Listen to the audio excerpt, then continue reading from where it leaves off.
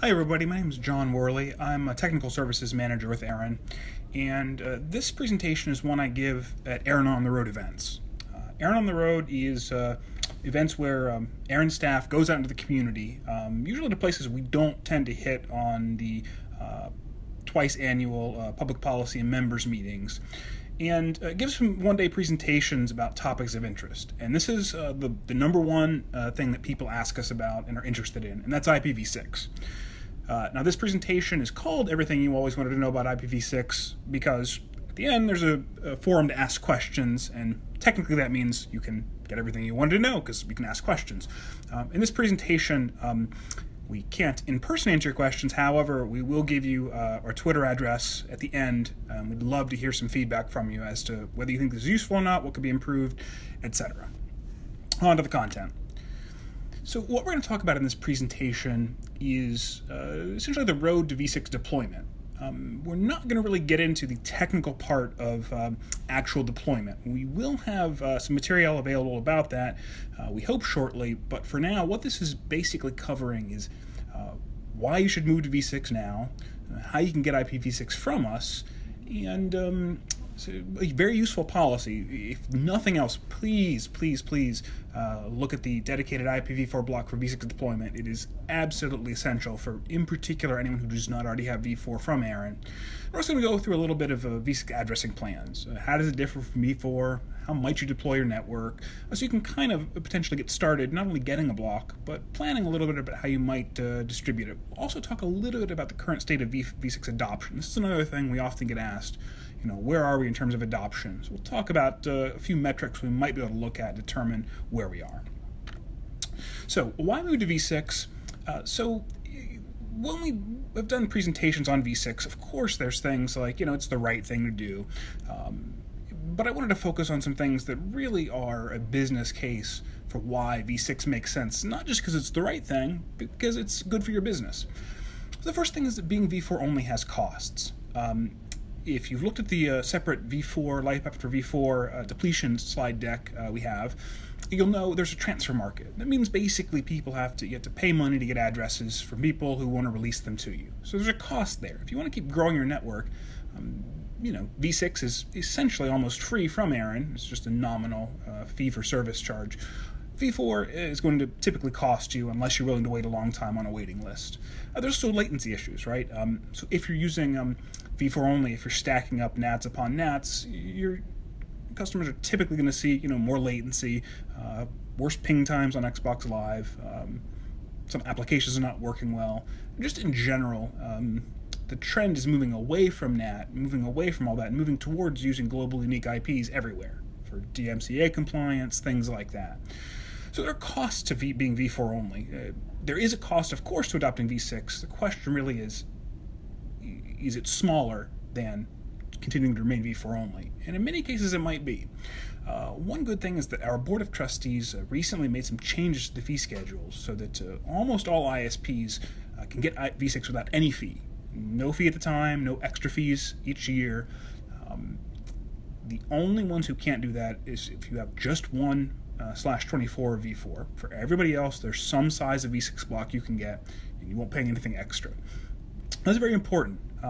As we go around doing presentations like this, encouraging people to adopt v6, it's a little awkward if we have to say, and by the way, it's going to cost you more. So that's very good news for ISPs. Also for end users, the fees have been lowered. They're lower than they've ever been in the past. You can get the smallest block size for a $250 registration fee. So the idea here is basically really just to charge only what we absolutely need to keep keep the registry running, and not for that not to be a barrier for you in terms of deploying these. There's enough barriers already. There's enough things you have to do. A large fee should not be one of them, and happily our Board of Trustees recognized that. The other and biggest reason to move to v6 now is that it gives you access to a reserved IPv4 block.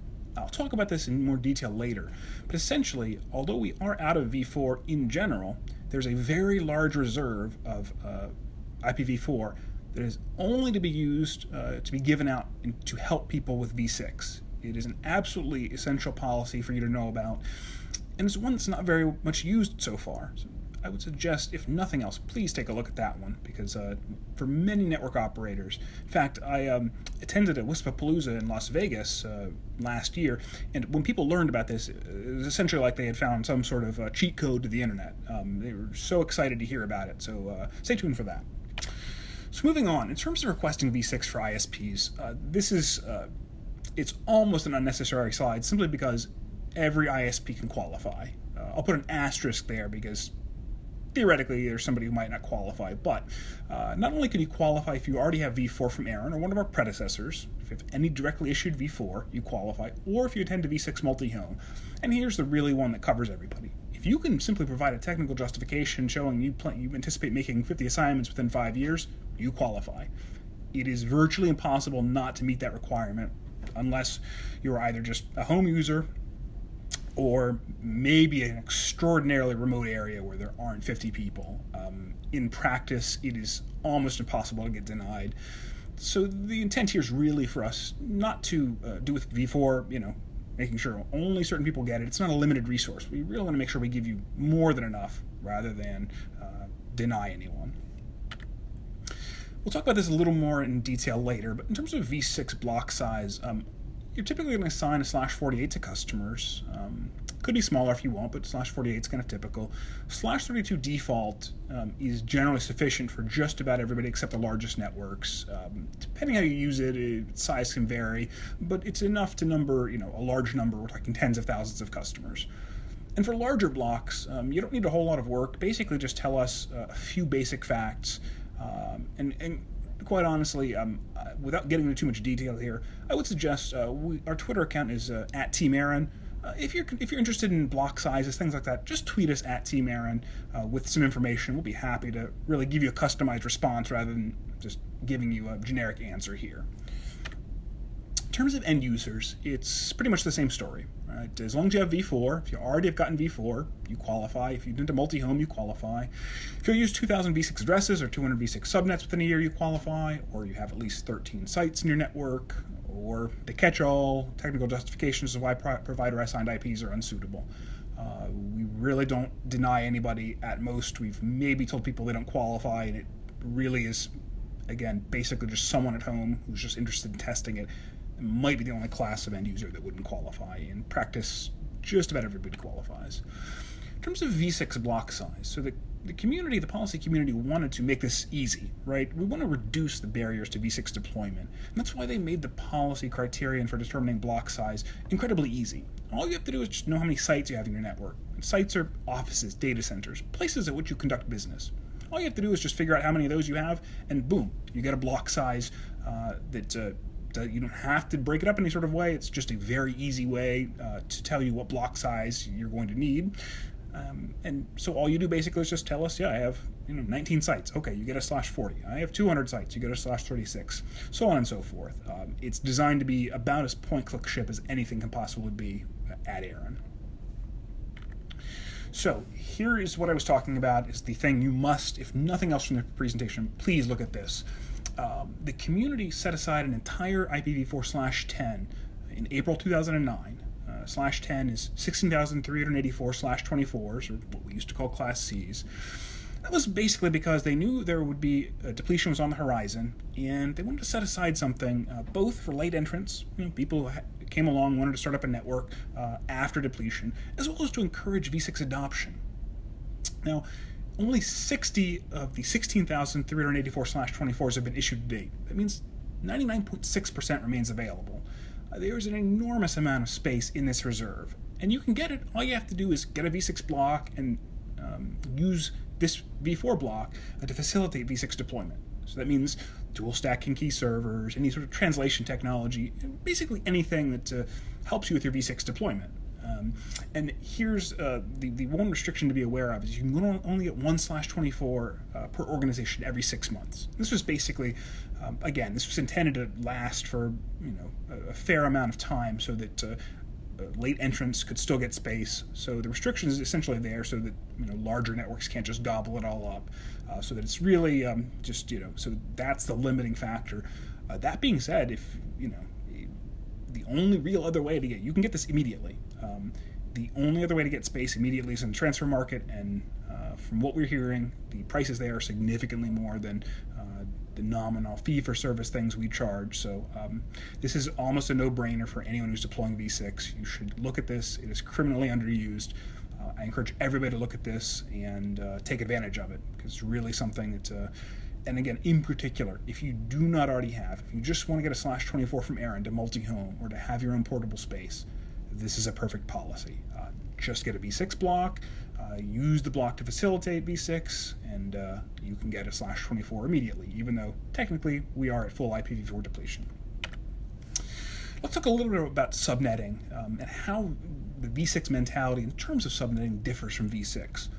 So in v4, we've been trained to think in terms of IP addresses, right? So if we say, oh, this site has 50 devices, I'm going to give it a /26, because that's 64 IPs, and I can't give it any more than it absolutely needs. And that doesn't work for v6. One reason would be is the last 64 bits are used for device auto configuration. So ideally, we just take the MAC address, we do some math, and then we come up with those 64 bits automatically. Also, we have a ton of v6, right? So we're used to thinking about v4 because it's a scarce resource as only give just enough for what I need right now. v6, you really need to be thinking about what your network needs for its lifespan, not just what it needs right now. And what you really need to think of for v6 is subnets, not addresses. So we often get people saying, well, how many v6 addresses are in a /48 or /32? You can answer that, but it's completely misleading, because again, those last 64 bits, they're really not relevant to your subnetting. That's really just device auto configuration. So you want to think about subnets. How many subnets does a block contain, not how many IPs does it contain?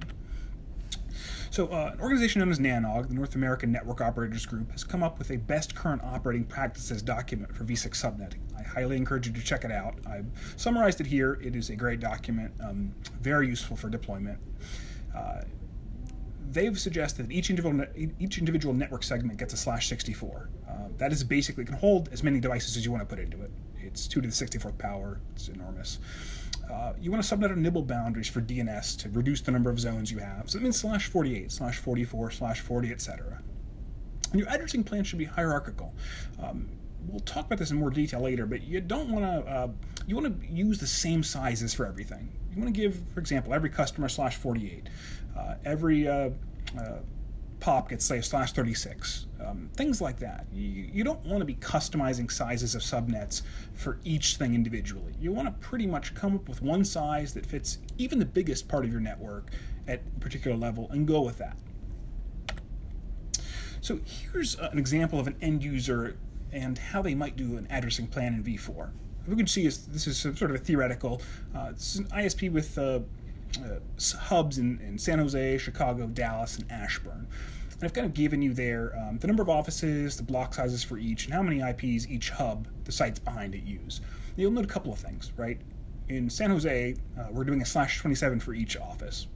In Chicago, we're doing a /28, because in v4, we really have to think hard about what does it really need? What is the absolute most it's going to need? Because I have to be really careful, right? I need to keep getting more addresses. These v4 addresses are scarce. So that's why, for example, looking at San Jose on the left, I'm only going to give it a /23 because it needs 448 IPs. Chicago, 240 IPs, only a /24. And so, this is a little difficult, right? You have to really think about what do I give it, and only give it as much as it needs, right? So if Chicago adds a few more sites, now it needs another /24. Our aggregation's not great. We're constantly sort of doing a mother may I thing where we're always provisioning just a little bit. And that's fine for v4. But how does v6 differ? Here's how the same network might have a v6 address plan. So looking at it, right, first thing to note, we don't care how big the site is. Every office gets a /48. We're not even bothering to look at how big they are, how many IPs do they need, don't care. Again, it's strongly recommended that each site get a /48. And we're basing our subnet size on the largest site. So if we look at Ashburn, right, Ashburn has 156 sites. It means it needs a /48 for each of them, 156 /48s, right? So what we're doing there is we're giving it a /40. That's 256 /48s. What we're going to then do is give every other hub a /40. Do they need it? No, we don't care. We're making sure that everyone has the same size, and that has a lot of benefits. First of all, it makes it very easy for us. I'll talk a little bit later about how this makes addressing very hierarchical and easy to see where everything is being used. And it also basically means that we have plenty left, right? Even Ashburn can add 100 sites. It doesn't even need more, right?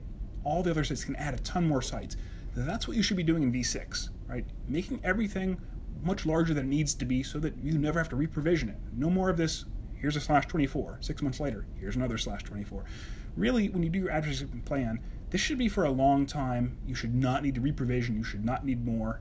And that's really the goal, is to give you enough so that, of course, we love interacting with our customers and our community, but hopefully for v6, we give you a block and don't see you again for a very long time. Looking at an ISP network, it's kind of the same thing, right? This is a hypothetical. This presentation was originally developed for an ARIN on the Road event in Houston, which is why we tailored the locations to them, trying to curry some local favor. You can see here it's the same thing, right? We really have to think of home users. They only get one IP, right? I can't give any more because, that would be considered inefficient. I've got business customers. What do they get? Could be a /29, could be a /24. I really got to think about it. I got to make them fill out a justification form, right? I got to really closely scrutinize, especially now, right? If you go in the transfer market, you're paying for space.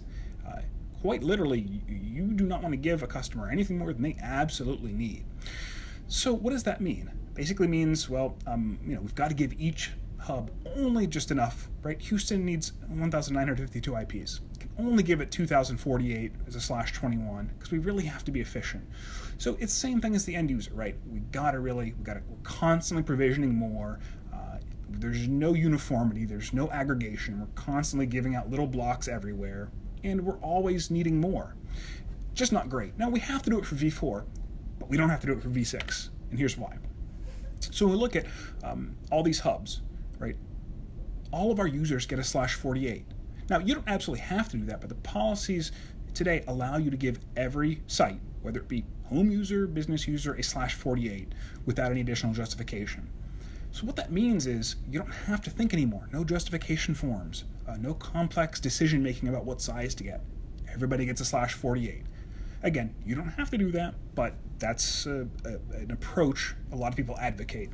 What that means basically is, again, as with the end user network, we're really just looking at what's the biggest of these things, right? We don't say, oh, how big is Beaumont? How big is San Antonio? We just say, oh, I know Houston's the biggest. Houston needs 1,024 /48s. Therefore, I give it a /36. That's 4,096 /48s. There's plenty of room for me to grow. And look, Beaumont, San Antonio, Austin, I'm also giving them a /36. That's the goal of your addressing plan, really, is to give everything at one particular level of your hierarchy the same amount. Makes it easy, gives you plenty of room to grow, and that's what you want in v6. You don't want to try to be efficient. You really want to give your network plenty of room to grow so that you can add space as little as possible, and really, ideally, you go with one addressing plan and it never has to change. It's enough for the lifespan of your network. That'd be great. So, building on that, I wanted to show you the anatomy of a v6 address, kind of show you how this hierarchical address plan really leads to much more coherency in terms of our v6 addressing. So if you look on the left, dark blue, there's a /32 we got from ARIN, right? So this is always going to stay the same, right? That's your /32, that's your particular chunk of the rock. The next part over, that 3 that's in orange, what that basically ends up being is it identifies which hub /36 it is. So a 0 there would be Houston, a 1 would be Beaumont, 2 would be San Antonio, etc. So what this means basically is, you're used to sort of looking at a v4 address and saying, oh, where is it used? I don't know. With this address, just from the address itself, you're going to know essentially everything about where it's used. And so looking at the 007 after that, it's kind of in teal color. That's going to tell us which site this address is used in within that particular hub. So 001 says Austin Site 1, 002, Austin Site 2, and so on. Basically, this tells us, oh, it's the 7th site. Now, obviously, we'll have to have something that keeps track of what is Site 7, where is it located.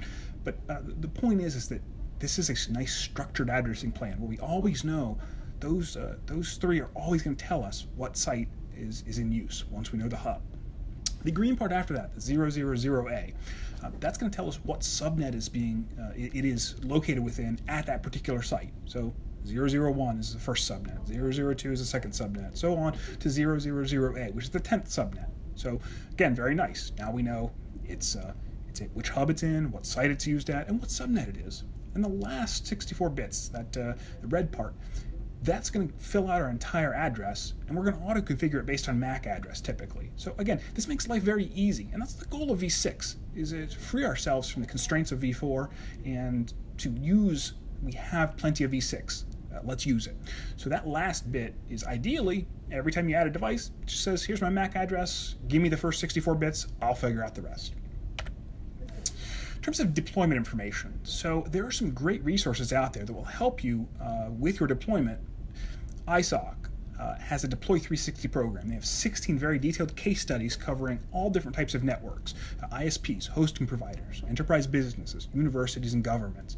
And those are going to basically tell you how one of those types of networks, how they deployed v6, what their challenges were, what worked for them, what didn't.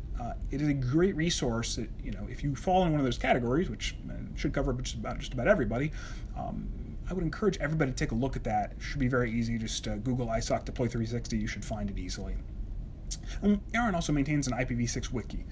And this is basically a similar type of tool where you all can leave information about your deployment, DNS, tools, translation services, what's worked for you, what hasn't. It is a great resource that is made only greater by folks like you sharing their experiences. So I encourage you to check that out. There'll be a link later on. And here it is. So there's our v6 wiki, which is getipv6.info. Here's our v6 info center. And there's teamarin.net, which is all our outreach activities. Every time we do an event, whether it be an ARIN on the road, one of our larger meetings, anything like that, we'll be on Team ARIN. Take a look at that. Anytime we're in your neck of the woods, we'd love to have you out. Really, our goal is to interact with our community, to help you in any way we can. So take a look at that and see if we're coming to your neck of the woods anytime soon. So the final thing I want to talk about is how far we are in v6 adoption. And this is something very often. We get a call about something, and then before someone hangs up, they say, and one more thing. Where are we with v6, right? And it's a difficult question to answer because it depends on where you look. We could say, well, for v6 adoption, how many networks have v6? Right? That's one way of looking at it. But then again, what if 50% have a v6 block, but they're doing nothing with it? Well, that's not very useful. We could also look at how many networks of those that have a v6 block are routing them. And another way to look at it would be how much traffic is using v6, right? Because I might route it, but if I'm passing no traffic over my v6, not really relevant in terms of usage. So looking at those levels, these are the 5 regional interregistries and the percentage of members that have v6. You can see it varies all the way from about 34% at Afrinic to almost 88% at LACNIC, and the other 3 are in between. So this is fairly good. The adoption rates are good to very good. Looking at ARIN, you can see we're just above 50%. This chart shows you over time what percentage of v6 of our members had v6 versus didn't have v6. The dark blue is only had v4 block. The lighter blue bar is who has v6 as well. You can see in 2016 Q3 for the first time the number of members with v6 was larger than the number without. That's good. The only negative point here is that the rate of adoption seems to have slowed a little bit. We see early on in 2010 we were seeing a much faster growth rate. There now seems to be sort of a persistent chunk of people that just don't want v6, don't know about v6, something like that. In terms of getting that number higher, this chart shows you based on your v4 size, and it's based on, for example, 3x small means you only have 1/24. 2x small means you have more than a /24, but a /22 or less. So this basically shows you the blue is how many have v6, and the red is how many don't. And you can see fairly consistently, as the ISP size gets bigger, they're more likely to have v6. In other words, to really get into that chunk of about 48% that don't have v6, it's really the smaller ISPs. We're often hosting providers or small mom-and-pop ISPs. They're the ones who really, we could make great headway if we could get them v6. So that's really, if we want to look at how we can increase adoption in the ARIN region, those are the networks we really have to reach. So hopefully this can reach some of them, but so if we can assist with that, the good news is a lot of the larger providers have v6, that's good, but really like to get the number of smaller providers. It'd be great if we could get that up. Looking at v6 requests we've seen since IPv4 depletion. v4 depletion is represented by that red dashed line. It's a kind of a good news, bad news thing. We've seen very consistent number of requests. There's really been no dramatic increase. So, people are still getting v6. That's good. It's not the skyrocketing up to the right thing some may have hoped for, but we are seeing steady growth. So that's good. In terms of answering routing table growth, this is a slide I put together thinking of, where are we in terms of routing? And what I found very interesting is on the left, these are all taken from the BGP CIDR report. On the left is the first 14 years of v4. On the right, the first 12 years, I think it's actually the first 14 years, I think it's just a typo there. You can see the growth rate is really quite similar, not numerically, right? Of course, there's less v6 routes because, you don't typically need to get as many blocks. You get one block, ideally, that's all you route. But you can see the growth pattern is quite similar, and so that's very interesting. It suggests that we really are at the same point on the curve, and if we keep going at that rate, there's really going to be the same amount of routing in terms of how many networks are routing v6. That's good reason for hope there. In terms of usage, so Google does a great job of monitoring their v6 traffic. Here you can see in the bottom left, there's a graph of worldwide v6 traffic. You can see it's climbed up basically nothing to almost 18%, probably about 17 right now. US is even better, right? The v6 adoption at the time we generated this slide was 30.39%. Almost a third of their traffic is v6. Better news, two very large networks, Facebook and Akamai, both in August of last year, looking at only the 4 major US mobile networks, more than half their traffic was v6. That means more v6 traffic than v4, which is huge. Now note, it's only the 4 major USA mobile networks. Mobile networks are more apt to use v6 because they essentially have to. There's not enough v4 for them to number every device with an IP, so they're heavy v6 users. This really suggests, though, that even if you don't need v6 today, there's going to be people wanting to talk to you over the v6 protocol. And so really, every network should be able to, at the very least, if there are people who want to talk to you via v6, you want to be able to talk back. So that's very important. This is at the point in the presentation where we're giving a presentation in a room and we want to have some discussion with folks about v6. Did they have a v6 block? What was their experience like requesting it? Any problems? Have they deployed v6? If not, what might be the blockers there? If they have, how's it going? What can ARIN do to help you?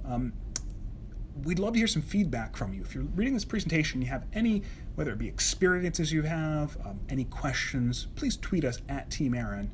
We'd love to, if there's anything you'd like to suggest, we can include this presentation that would be more helpful. We would love to hear back from you.